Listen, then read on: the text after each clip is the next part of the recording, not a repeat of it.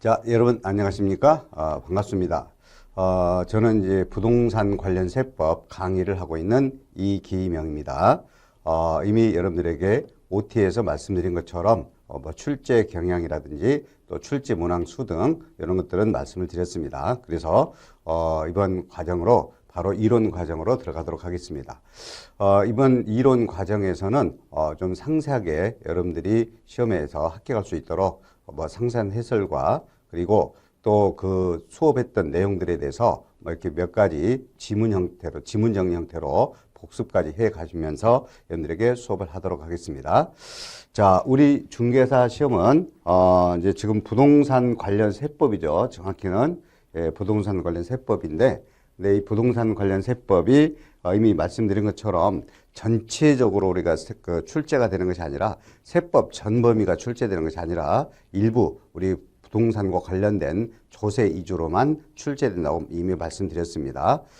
그래서 국세기본법이나 지방세기본법에 의한 조세 총론, 그리고 이제 지방세 세금에서는 이제 취득세, 등록면허세, 재산세 이렇게 세 개 세목 위주로 거의 출제된다. 그리고 또 부동산제, 또 양도할 때는 또 양도소득세, 또 보유할 때 또 종합부동산세라는 세금 있죠. 이런 종합부동산세나 또는 양도소득세 같은 경우는 이제 국세에 관한 법률이다라고 이미 말씀드렸죠. 자, 그래서 우리 출제 범위는 이렇게 조세 총론인 국세기본법, 지방세기본법, 그리고 이제 지방세에서 취득세, 등록면허세, 재산세, 그리고 이제 국세 쪽에서 종합부동산세와 양도소득세인데 그 중에서 먼저 이번 첫 시간은 이제 제1편 조세총론이죠. 이 조세총론은 이제 국세기본법이 있죠. 이제 국세기본법은 이제 국세, 정부에서 부과되는 세금이 국세다라고 이미 말씀드렸죠. 그러면 이 국세는 이제 양도소득세뿐만 아니라 뭐 종합부동산세라든지 상속세나 증여세 등 뭐 이런 것들이 이제 정부에서 징수하는 국세다. 그러면 이제 국세에 대해서 기본적인 사항 또는 뭐 공통적인 사항이라든지 또 이 국세를 정부에서 부과할 때 이제 위법하거나 부당하게 세금이 부과될 수 있죠. 그러면 이에 대해서 어떻게 구제받을 수 있는지 구제 절차 등 이런 것들을 법률로 규정하고 있는 것이 국세기본법입니다. 그럼 마찬가지로 이제 지방자치단체에서 부가 징수하는 것, 지방세에서 세금이 걷어들인 것이 이제 지방자치단체에서 걷어들인 것, 지방세라고 그랬죠.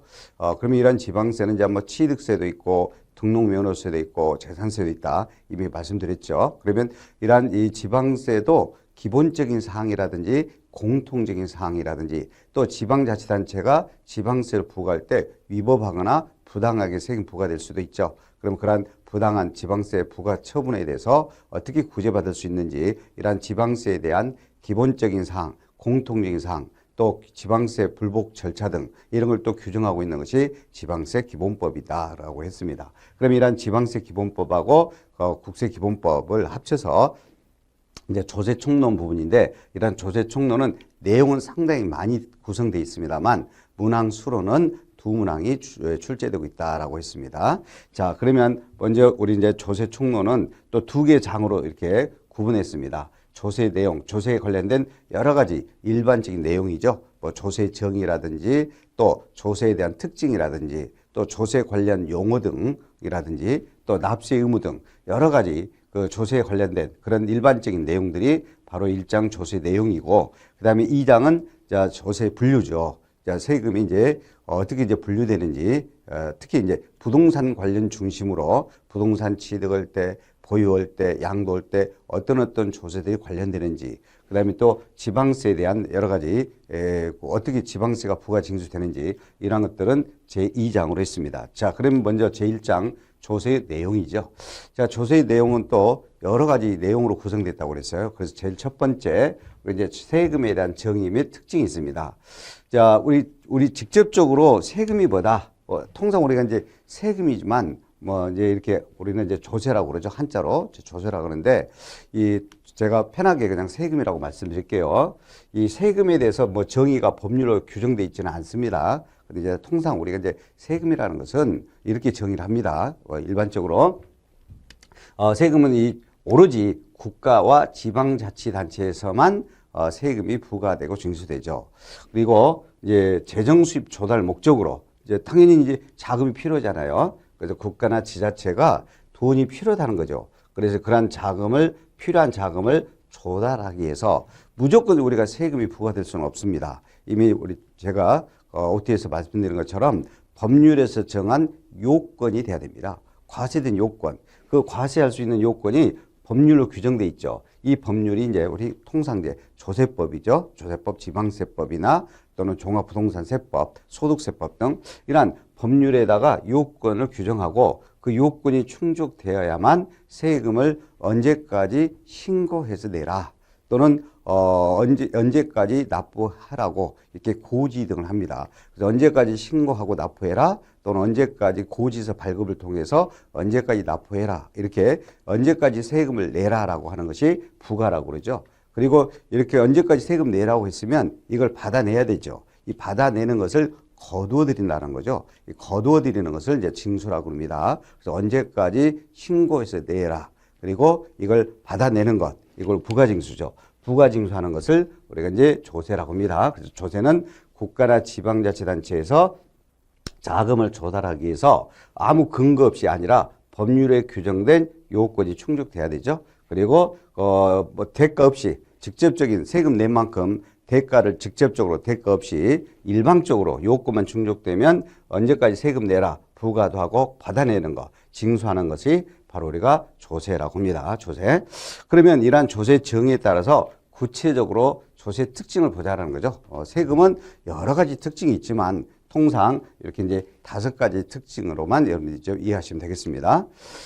방금 말씀드린 것처럼 정의에서 말씀드린 것처럼 세금은 오로지 국가나 지방자치단체에서만 세금이 부과되고 징수된다. 이러한 국가나 지자체를 우리가 과세 주체라고 그러죠. 이 과세 주체를 우리가 이제 통상 이제 징수권자라고 그러죠.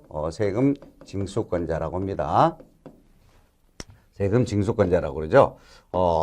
자, 그러면 이러한 이 국가를 우리가 통상 이제 정부죠, 정부. 그래서 정부에서 법률에서 규정된 요건이 충족한 자에게 정부에서 세금을 언제까지 신고해서 내라, 그리고 언제까지 또 고지해서 내라라고 이렇게 정부에서 부과되고 징수하는 세금을 국세라고 그러죠. 국세라고 그러죠. 국세는 이제 뭐 여러 가지 세금 있죠.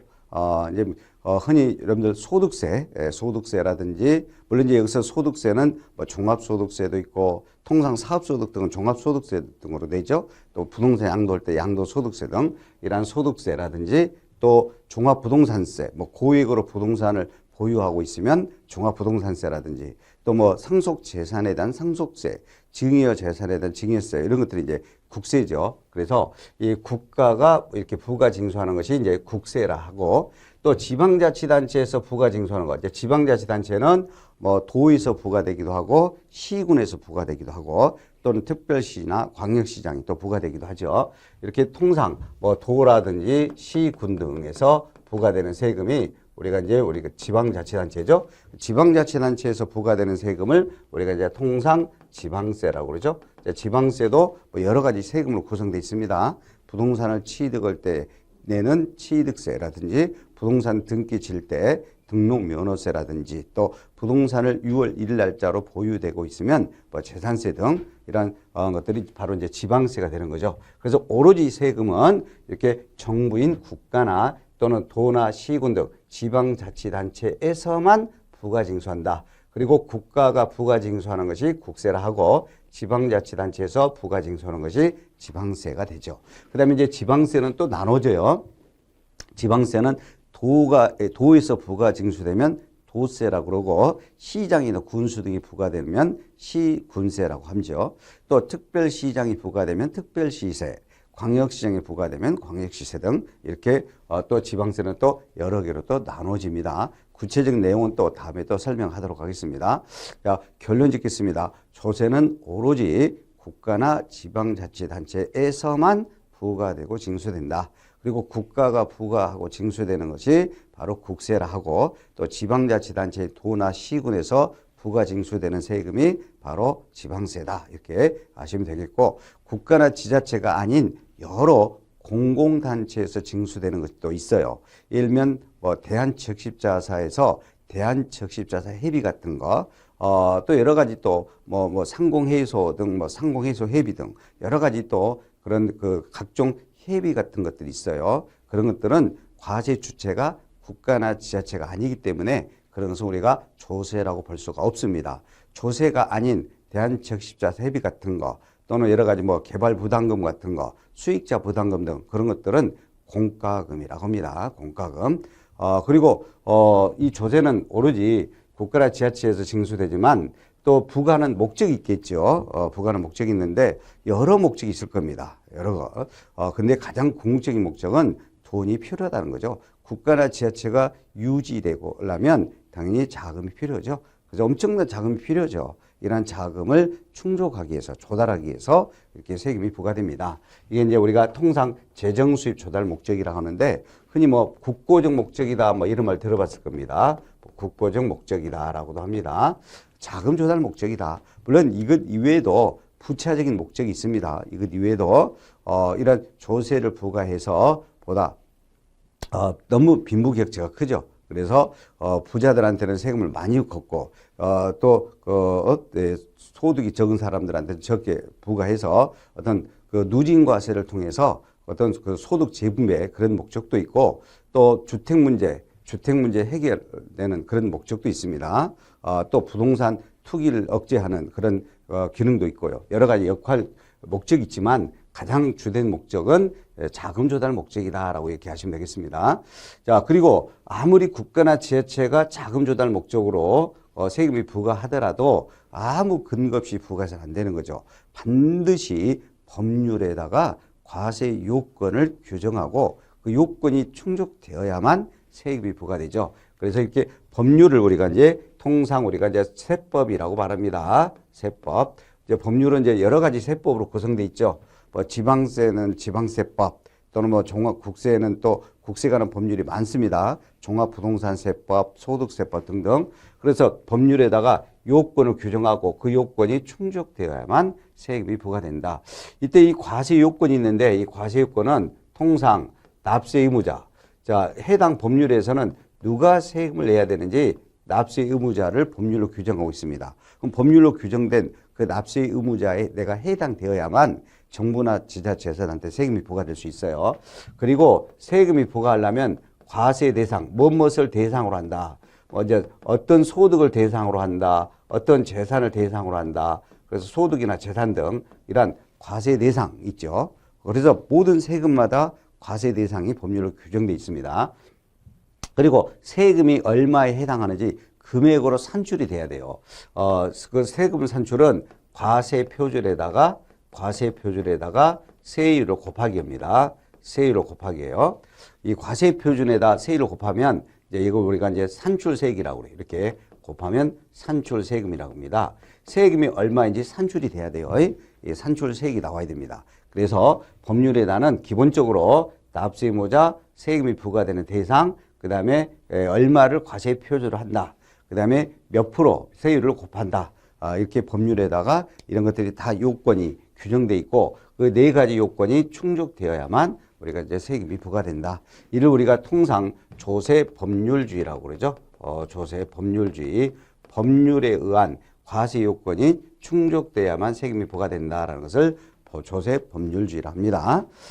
그리고 이러한 법률에서 정한 요건이 충족되면 그러면 세금이 산출 세금에 예를 들어서 1,000만 원이 나왔다. 그러면 나한테 세금이 1,000만 원 나왔어요. 그러면 1,000만 원 세금을 정부에서 나한테 부과할 때 그 1,000만 원 세금 낸 만큼 정부에서 반대로 1,000만 원에 대한 대가를 나한테 직접적으로 주는 거 아닙니다. 그래서 직접적으로 또는 개별적으로 반대급부 없이 요건만 충족되면 과세관청에서는 정부나 지자체는 일방적으로 언제까지 신고해서 내라. 그리고 언제까지 납부해라라고 이렇게 신고 납부나 언제까지 신고 납부해라 또는 언제까지 납부해라라고 이렇게 고지 등을 통해서 부과를 하고 그리고 세금을 안 내게 되면 뭐 독촉이나 압류 등을 통해서 이렇게 받아내게 되죠. 받아내는 것을 우리가 징수라고 그러죠. 그래서 부과라는 것은 이제 부담을 하게 하는 거고 징수는 받아내는 거죠. 거둬들인다라는 것을 통상 징수라고 그래요. 그래서 부가징수입니다. 직접적 개별적인 반대급부 없이 무조건 요건만 충족되면 부가징수한다. 그러니까 아무 그 세금 내지 않고 무임으로 또 승차자가 있을 수 있다는 거죠. 하여튼 간접적인 대가는 있죠. 우리가 이제 세금을 통해서 정부나 또는 지자체에서는 뭐 국방이라든지 또는 뭐 여러 가지 치안이라든지 또는 의료 혜택 등을 우리가 이제 받게 되는 거죠. 그래서 간접적인 혜택을 받지만 내가 세금 낸 만큼 직접적인 대가를 반대급부로 받는 것은 아니다라는 거죠. 자, 그리고 이러한 요건이 충족되면 대가없이 직접적인 대가없이 무조건 부가징수하는데, 근데 세금은 금전으로 납부하도록 되어 있습니다. 금전으로. 당연히 돈이 필요하죠. 금전이 필요한 것이죠. 만약에 금전 외의 것으로 아무 것으로 납부해도 된다라고 하면 대부분 여러분들은 뭐 쓰다만 뭐 휴대폰으로 낼 수도 있겠죠. 그러면 오히려 돈이 필요하는데 그런 것들을 또 처치 곤란하죠. 그래서 당연히 세금은 금전으로 납부하는 것을 원칙으로 하고 있습니다. 그런데 이제 외외적으로 금전으로 납부하기 곤란한 일부 세금은 이제 또 물납이 허용되고 있습니다. 이렇게 이제 물납이 허용되는 세금이 이제 일부 세금이 있는데 원칙은 하여튼 금전으로 납부하도록 되어 있다는 거죠. 원칙은 다만 이제 외적으로 물납이 허용되고 있는데 일단 여기까지 해서 우리 이제 조세 특징을 통해서 조세 측은 한번 더 해봅시다.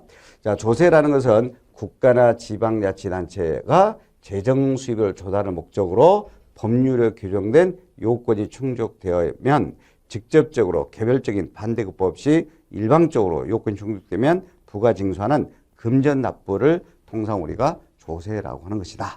그러면 조세는 이렇게 금전으로 납부하는 것을 허용하고 있는, 금전으로 납부하도록 하고 있는데, 근데 이제 일부는 물납이 허용되고 있는데, 현재 우리가 물납이 허용되고 있는 우리나라 세금은 크게 보면 두 개밖에 없습니다. 정부에서 징수하는 것에서 국세에서 상속세가 물납이 허용됩니다. 상속세가. 상속재산이 대부분 부동산으로 상속받았네요. 또는 뭐 그 상장 주식 등 유가증권, 국채나 지방채 등 이런 채권으로 거의 유가증권이라고 그래요. 그래서 부동산이나 유가증권으로 대부분 상속을 받으면 상속세가 많이 나왔어요. 금전으로 내기 곤란하죠. 그럴 때는 물납이 허용되고 있다는 겁니다.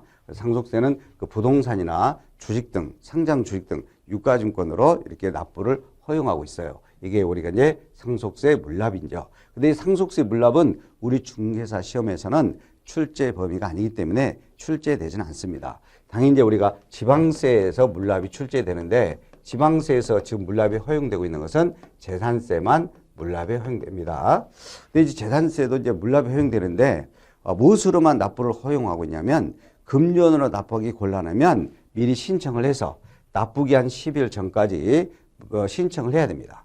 납부기한 10일 전까지 미리 신청해서 허가를 받아서 재산세는 시군세예요. 그러면 시당 군수가 부과되는 세금입니다. 그러면 그 해당 시군에 소지하는 그 같은 시군에 소지하는 부동산으로 그 부동산으로 우리가 납부를 허용하고 있습니다. 근데 재산세가 예를 들어서 10만 원이에요. 10만 원인데 내가 부동산으로 이 10억짜리 부동산으로 낸다. 좀 문제가 있죠. 그래서 재산세가 또 물납이 되려면 요건이 충족돼야 됩니다. 적어도 납부 세금이 1천만 원 초과해야 돼요. 자, 그럼 결론 짓겠습니다. 그러면 재산세는 납부 세금이 1천만 원 초과되면 1천만 원 초과돼요. 금전으로 납부하기가 곤란하다면 납부 기한 10일 전까지 납부 기한 날짜 10일 전까지 신청을 해서 해당 같은 동일한 시군 안에 소지하는 부동산 갖고 세금을 납부할 수도 있다는 겁니다. 그렇게 여러분들이 의미만 받아들이면 돼요. 그러면 여러분들에게 이제 출제는 어떻게 되느냐? 현행 요건이 충족됐을 때 물납이 가능한 조세로 물어봐요. 그러면 재산세를 여러분들이 해주시면 되겠습니다. 재산세를. 그래서 꼭 재산세는 납부 세금이 1천만 원 초과해야 된다. 이게 물납할 수 있는 요건이다. 그러면 그래서 요건이 충족되어 1천만 원 초과되어 금전으로 납부하기 곤란하다면 납부 기한이 있다. 재산세 납부 기한이 있다. 나중에 여러분들이 이제 하시겠지만 건축물 같은 경우는 7월 말까지 재산세를 내야 돼요. 그러면 납부 기한 10일, 자 10일 전까지 미리 신청을 해서 허가를 받아가지고 오는 물납할 수가 있는데, 근데 물납하는 대상도 해당 시군에 소지하는 부동산으로만 물납이 가능하다는 거죠. 예를 들어서 제가 성남시에 소재 부동산도 있고 성남에서 소재하는 부동산도 있고 또 서울 강남에도 소재하는 부동산이 있다. 근데 경기도 성남에서 부동산을 많이 보유되어서 재산세 납부 세금이 1,000만 원 초과되어 금전으로 납부하기 곤란하다면 성남시 소재 부동산으로도 재산세를 납부할 수도 있다는 겁니다. 반드시 해당 시군에 소재하고 있는 부동산으로만 물납할 수 있다. 성남시 소재에 대한 부동산에 대한 재산세는 성남시 소재 부동산만 물납이 가능하다라는 거고, 강남에 소재하는 부동산에 대한 재산세 물납은 강남구에 소재하는 부동산으로만 물납이 가능하다라는 것, 이렇게 정리하시면 되겠습니다. 근데 우리가 또 물납이 나오면 또 분할납부라는 것을 또 같이 시험에 출제됩니다. 이 분할납부라는 것은 납부 기한까지 원래 세금이라는 것이 전부 납부가 돼야 되죠. 이러면 건축물의 재산세는 7월 말까지가 납부 기한입니다. 7월 16일에서 7월 말까지. 그러면 이 건축물의 재산세를 7월 달 말까지 전부 납부를 해야 돼요. 근데 우리는 일정한 또 요건이 되면 7월 말 납부 기한까지 일부만 낸다는 거죠. 다 안 내고 일부만 내는 거고, 또 납부 기한 지나가지고 또 일정 기한까지 또 일부를 내겠다는 겁니다.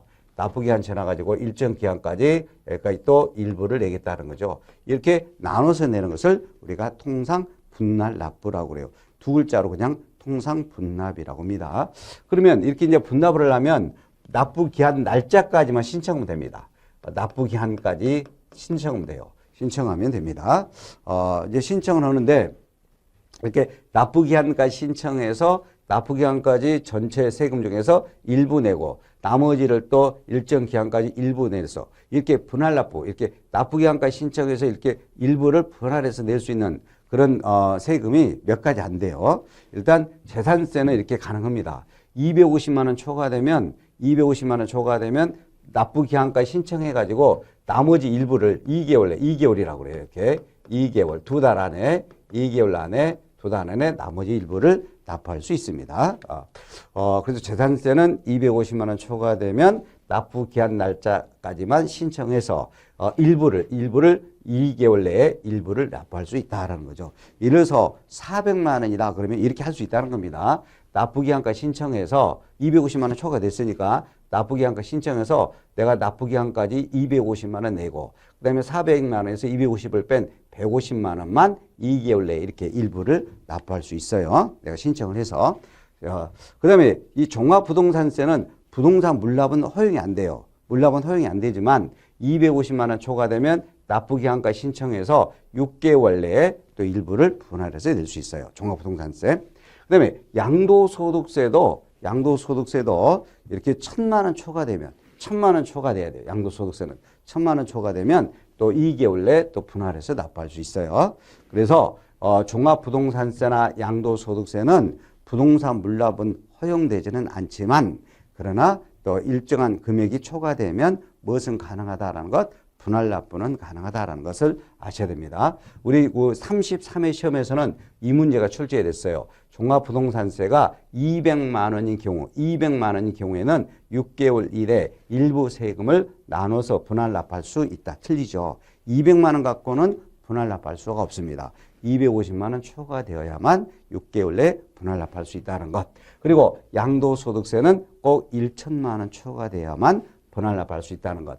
그리고 나중에 여러분들이 또 공부하겠지만 양도소득세는 예정신고라는 게 있고 확정신고라는 것도 있고 그래요. 예를 들어서 부동산을 양도하면 부동산 양도일에 속하는 달의 말일에서 2개월 내에 또 예정신고를 해줘야 됩니다. 그리고 이제 1년치를 다음 연도 5월 말까지 또 확정신고를 해야 돼요. 양도소득세는 예정신고 납부, 확정신고 납부가 있어요. 그러면 예정신고 납부 때도 1,000만 원 초과되면 분할 납부가 가능하다는 것. 그 다음에 확정신고 납부할 때도 1,000만 원 초과되면 분할 납부가 가능하다는 것. 그래서 결론 지어서 재산세는 이렇게 1,000만 원 초과되어 금전으로 납부하기 곤란하게 되면 신청해서 시군에 소재하는 부동산으로 재산세 세금을 납부할 수 있다라는 것. 그리고 그리고 재산세는 또 250만 원 초과되면 납부기한까지 신청해서 2개월 내 일부를 분할해서 납부할 수도 있다는 것.